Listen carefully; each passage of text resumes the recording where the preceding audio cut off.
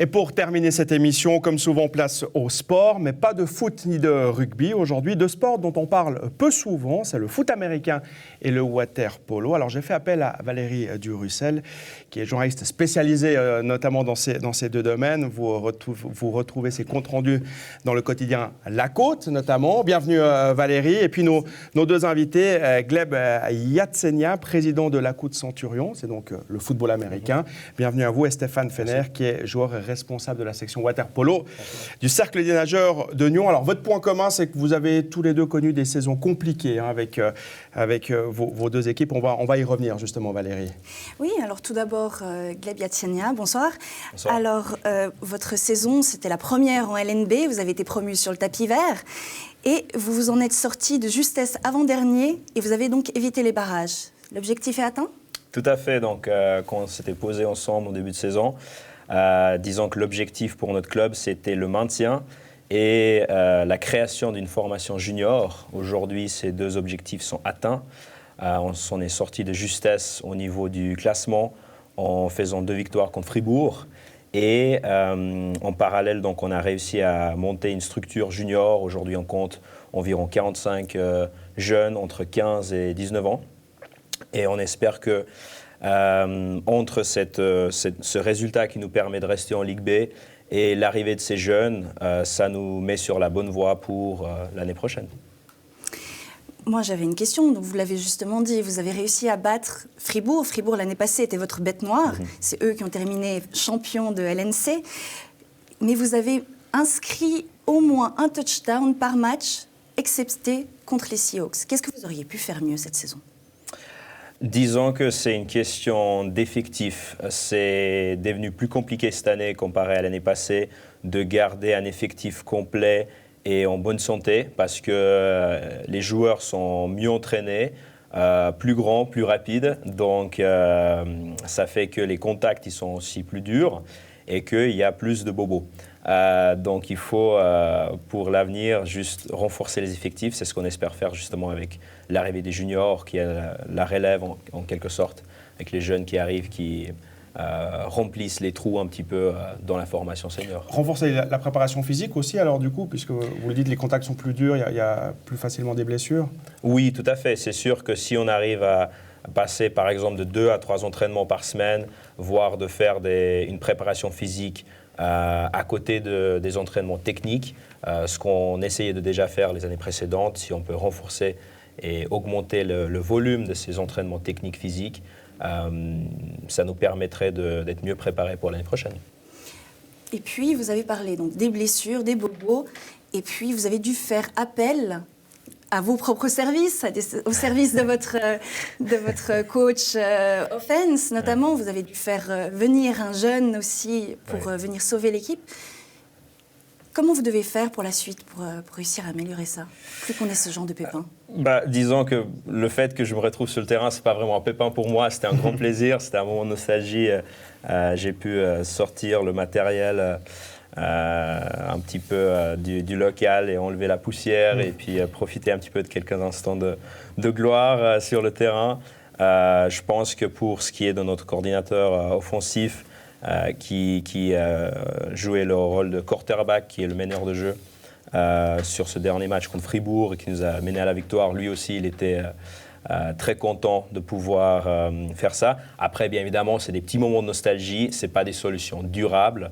Et puis on revient toujours sur les juniors. On revient toujours sur, pour répondre à votre question, sur les jeunes. Et les jeunes, c'est l'avenir. Il faut recruter plus de jeunes dans la catégorie 15 à 19 et il faut espérer que certains éléments de ces juniors vont intégrer par la suite les adultes une fois qu'ils auront une certaine formation et une envie de jouer à un niveau plus élevé.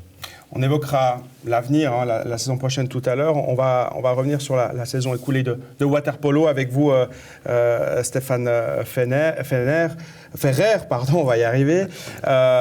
Pour vous aussi, ça a été une saison un peu compliquée, mitigée. Vous avez là aussi réussi à éviter de justesse les barrages contre la relégation. Vous, quel bilan vous tirez de cette saison ? Un bilan négatif sur les résultats, mais je dirais que ça a été un mal pour un bien. Ça a été une saison la plus compliquée depuis plus d'une décennie où le water-polo de Nyon caracole en tête du championnat, en tout cas dans les 3 à 4 meilleurs à chaque fois. Cette année, on avait sur le papier une équipe magnifique, peut-être la meilleure, pleine de maturité, d'expérience, de technicité, de technique, un jeu collectif. Mais malheureusement, ça ne s'est pas passé comme ça. Et donc on a dû faire avec. Il y a eu la conjonction de plusieurs blessures, il y a eu des événements marquants, avec la perte de notre gardien de but qui est décédé à la fin de l'année 2015.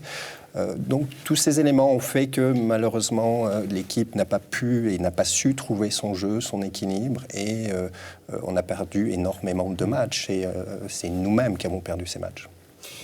Mais du coup, qu'est-ce que vous avez mis en place comme stratégie pour pouvoir vous en sortir in extremis ?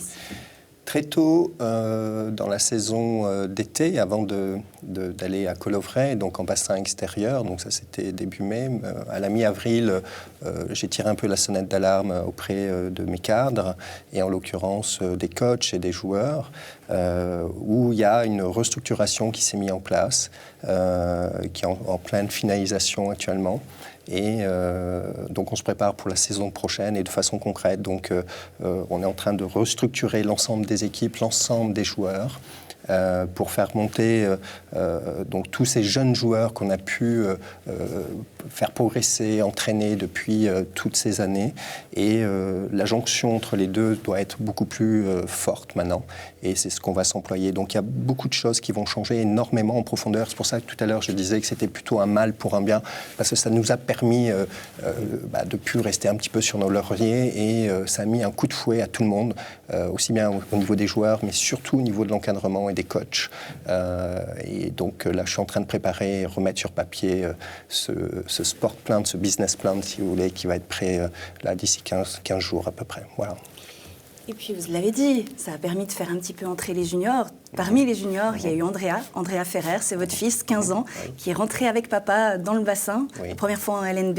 Effectivement. Qu'est-ce que ça représentait pour vous en termes personnels ? C'est très fort en émotion de pouvoir jouer avec son fils qui a 14 ans, de pouvoir le faire évoluer donc, dans cette équipe. Et donc l'entraîneur, le coach, Daniel Kucharik, l'a pressenti tout au début de la saison. Il s'est entraîné avec nous, mais ce n'est pas le seul.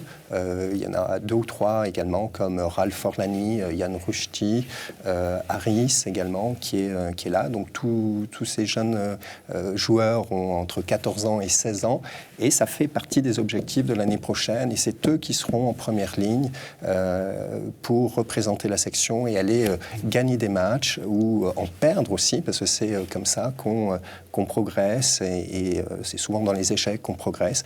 Et donc l'année prochaine, il y aura un objectif, c'est tout simplement de les faire jouer en priorité, quelle que soit, j'allais dire, la performance au niveau des résultats. Donc l'année prochaine, notre objectif, ça sera de se maintenir en Ligue nationale également, Ligue nationale B, mais en l'occurrence avec ces jeunes joueurs. Il y a pas mal de parallèles finalement, hein, quand on écoute les deux récits. L'intégration des jeunes, c'est valable évidemment dans tous les sports.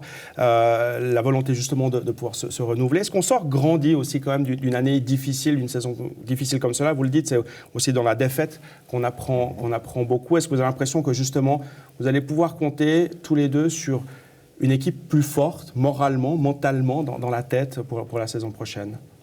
Avec vous, par exemple. Je pense que, disons que ça dépend de qui on parle. Il y a certains joueurs, suite à nombre d'échecs et à des difficultés, ils vont dire « Ok, moi je prends la retraite ». Par contre, ceux qui restent, je pense qu'ils vont clairement être plus forts.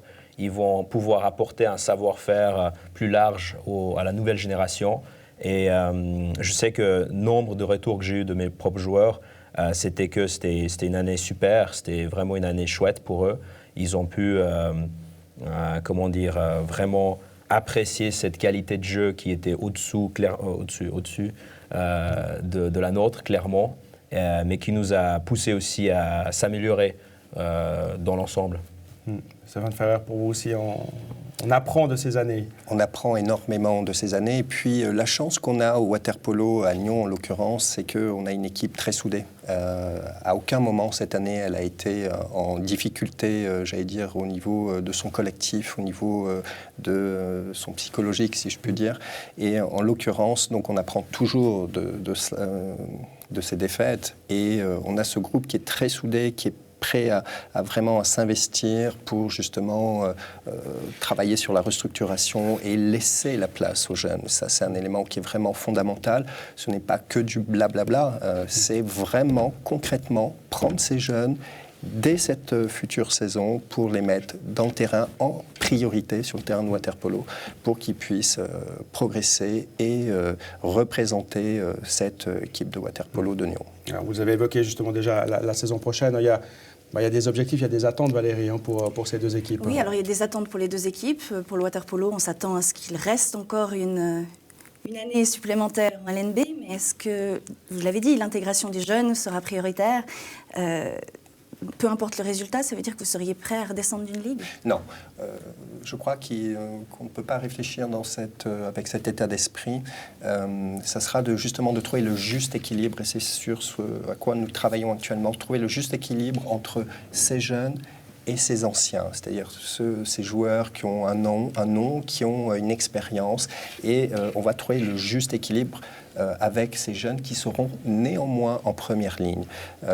On est conscient que ça ne sera pas simple au niveau de la recherche de victoire si on ne fait qu'avec les jeunes. Donc on va trouver ce juste équilibre, mais c'est eux qui seront sous les feux des projecteurs, si je puis dire. Mais il y aura un maintien en Ligue nationale, ça c'est la priorité des priorités. Alors, très bien. Et puis pour Gleb Jasenia, bien sûr, également, la priorité du club était de monter pour les 10 ans. Vous aviez réussi ce challenge-là. Je pense bien sûr que par la suite, vous espérez et vous comptez bien dessus à pouvoir conserver cette place en LNB et conserver cette équipe junior que vous venez de créer, dont vous nous avez parlé. Alors disons que oui, notre position se rapproche pas mal de mon collègue. Le maintien, ça reste un objectif à moyen et long terme. Après, disons que maintenant que la saison pour nous est terminée, la priorité numéro 1, c'est de bétonner un petit peu ces juniors et de les encadrer et de leur montrer qu'on est là pour eux, de lever des fonds pour leur faire des maillots, ce qu'on est déjà en train de faire, et puis éventuellement d'organiser des matchs amicaux qu'on a déjà fait au printemps, mais maintenant d'autres matchs amicaux en automne, voire des camps d'entraînement, d'autres choses de ce genre, pour vraiment amener, pour leur montrer qu'on est vraiment présent pour eux, que c'est notre priorité principale, et pour s'assurer que l'année prochaine, ils peuvent être compétitifs lorsqu'ils vont disputer leur premier championnat au niveau national.